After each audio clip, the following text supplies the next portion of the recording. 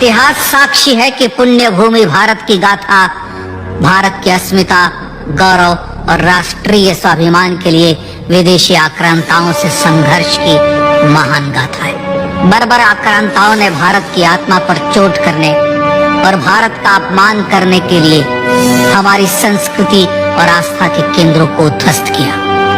सोमनाथ, काशी, मथुरा और अयोध्या के मंदिरों का तोड़ा जाना आज भी भारत की स्मृतियों में जीवित है। सन 1528 में अयोध्या में भगवान श्री राम के मंदिर का मुगल आक्रांता बाबर द्वारा तोड़ा जाना ऐसी ही एक अक्षम्य घटना थी जिसने सीधे भारत के सम्मान और आत्मा पर चोट की। कारण साफ था, अयोध्या के श्री राम के मंदिर पर आक्रमण भारत की आत्मा पर आक्रमण था। जहां हर भारतीय के रोम रोम में राम बसते हैं, वह भारत यह अपमान कैसे सहता। राम मंदिर पर आक्रमण भारत को आहत कर गया था। विदेशी हमलावर अपनी बर्बरता दिखाते गए और भारत अपने आत्म गौरव को फिर से पाने के लिए संघर्ष करता रहा। भारत रामलला के जन्म स्थान पर बाबर के नाम पर बने एक ढांचे को देखता और उसे हटाने का संकल्प लेकर शक्ति संजोया करता। हिंदू समाज आत्मसम्मान के रण में डटा रहा और लगातार हमलावरों द्वारा बनाए गए बाबरी ढांचे को हटाने के लिए लड़ता रहा। सरयू कई बार रक्त से लाल हुई। कभी स्थानीय शासकों ने तो कभी साधु संतों और राम भक्तों ने राम जन्मभूमि की मुक्ति के लिए अपने प्राणों की आहुति दी। 74 बार युद्ध हुए। हम कुछ मोर्चे हारे, पर रण जीतने का संकल्प कभी कम नहीं हुआ। हिंदू समाज तलवारों से रक्त रंजित हुआ पर उसने हार नहीं मानी। उसका संकल्प अजेय था। 15 अगस्त 1947 को देश की आजादी के साथ सैकड़ों सालों से चले आ रहे इस संघर्ष में नई ऊर्जा और एक नया मोड़ आया। अचानक 23 दिसंबर 1949 को बाबरी ढांचे में श्री राम लला प्रकट हुए। हजारों राम भक्त दर्शन के लिए उमड़ पड़े।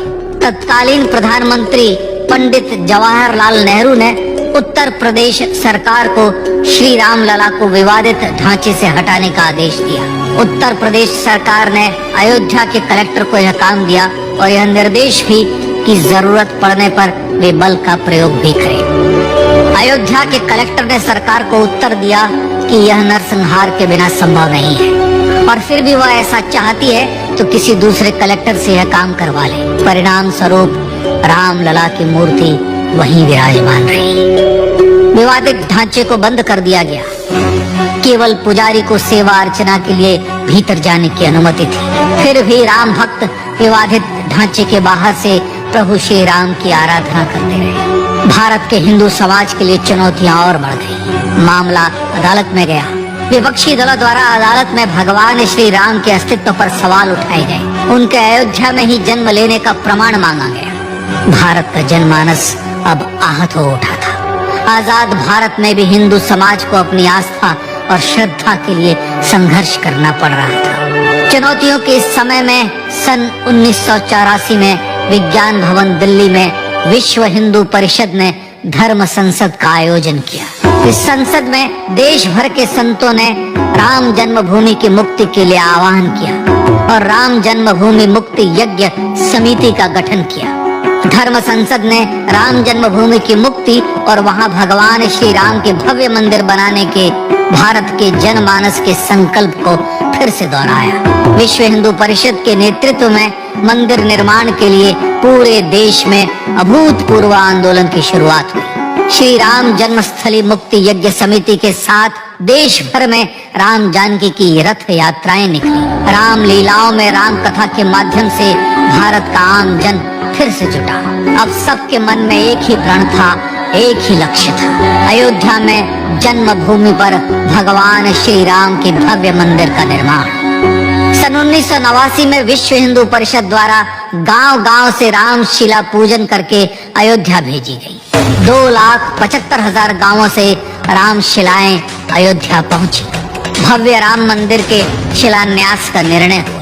पूज्य संत महात्माओं और हिंदू समाज के अन्य प्रमुख नेताओं के निर्णय के अनुसार अनुसूचित जाति के प्रमुख नेता श्री कामेश्वर चौपाल ने 9 नवंबर 1989 को मंदिर निर्माण का पहला पत्थर रखा।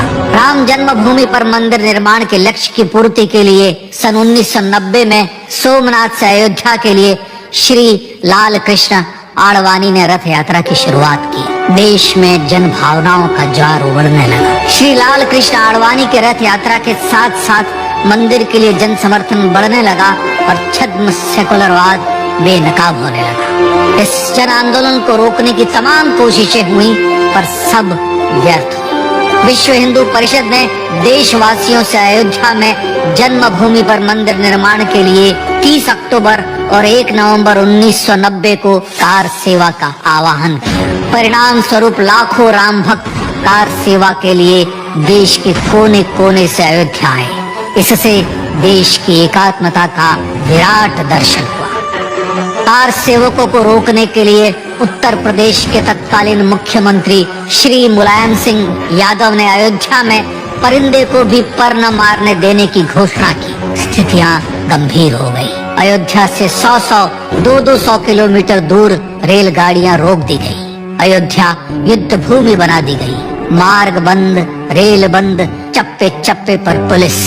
अयोध्या सैनिक छावनी में बदल गई। राम नाम पर ऐसी पाबंदी कि अर्थी ले जा रहे लोगों तक को रोका गया क्योंकि वे राम नाम सत्य कह रहे थे। लेकिन सैकड़ों किलोमीटर की यात्रा कर कार सेवक अयोध्या पहुंचने लगे। राम के गीत गाते, होठों पर हंसी और पांव में छाले लिए राम काज के लिए राम भक्त देश विदेश से अयोध्या पहुंची गए।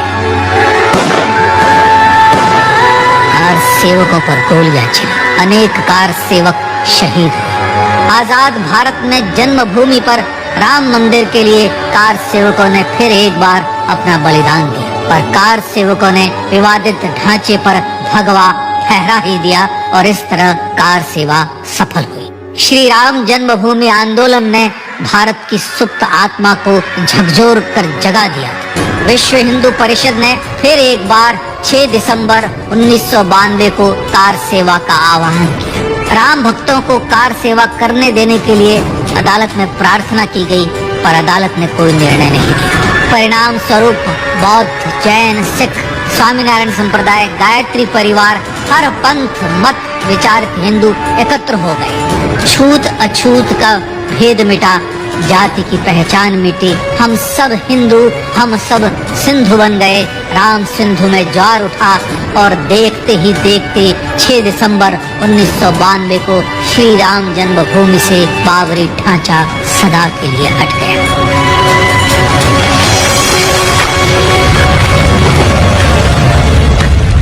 यह क्षण शौर्य, न्याय और सत्यमेव जयते का क्षण था। यह तो धर्मस्ततो जय का क्षण था, पर संघर्ष की गाथा यहाँ जाकर भी नहीं रुकी। छद्म सेकुलरवादियों द्वारा भारत और भगवान श्री राम के इतिहास को झुठलाने के लिए अदालतों में चुनौतियों का सिलसिला चलता रहा, जो 1950 से चल रहा था। हिंदू सिखों के बीच से गुजरते हुए भगवान श्री राम का दर्शन करने के लिए विवश थे। यह स्थिति थी आजाद भारत में श्री राम और राम भक्तों की, पर सत्य को तो जीतना ही था। आखिरकार देश के सर्वोच्च न्यायालय के 5 जजों की खंडपीठ ने 9 नवंबर 2019 को ऐतिहासिक निर्णय दिया और यह कहा कि अयोध्या जन्मभूमि परिसर की पूरी 67 एकड़ भूमि रामलला की, और न्यायालय ने भारत सरकार को जन्मभूमि पर मंदिर बनाने के लिए एक ट्रस्ट बनाने का आदेश दिया। सर्वोच्च न्यायालय के आदेश के अनुसार भारत सरकार ने 5 फरवरी 2020 को श्री राम जन्मभूमि तीर्थ क्षेत्र नाम के ट्रस्ट का गठन किया और राम जन्मभूमि न्यास की भूमि जो सरकार द्वारा अधिग्रहित की गई थी उसे ही नवनिर्मित न्यास को वापस दे दिया गया।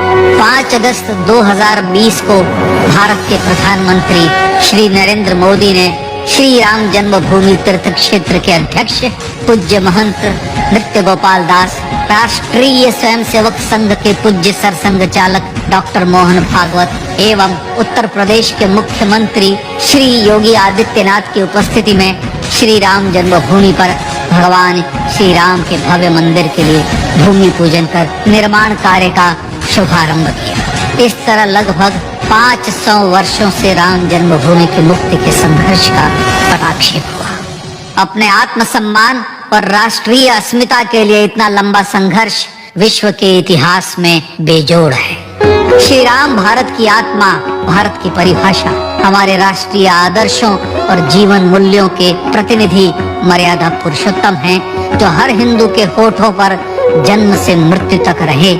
बस यही हर हृदय में प्रार्थना होती है। राम भारतीय राष्ट्रीय स्वाभिमान और आसेतु हिमालय से समुद्र पर्यंत तक जन जन को एकात्मता के बंधन में बांधने वाले रक्षा सूत्र है। अयोध्या स्थित श्री राम जन्मभूमि पर बाबर का हमला वास्तव में भारत के स्वाभिमान और राष्ट्रीयता पर हमला था। प्रधानमंत्री श्री नरेंद्र मोदी द्वारा श्री राम जन्मभूमि पर राम मंदिर का पुनः निर्माण न केवल बाबरी मानसिकता का पराभव है, बल्कि संपन्न, सुखी, सुसंस्कृत, सर्वशक्ति संपन्न स्वराष्ट्र का सूर्योदय भी है। यह उस राम राज्य की दिशा में वह कदम है जिसकी अभिलाषा राज राजेंद्र चोल, कृष्णदेव राय, छत्रपति शिवाजी महाराज से लेकर महात्मा गांधी तक ने की थी।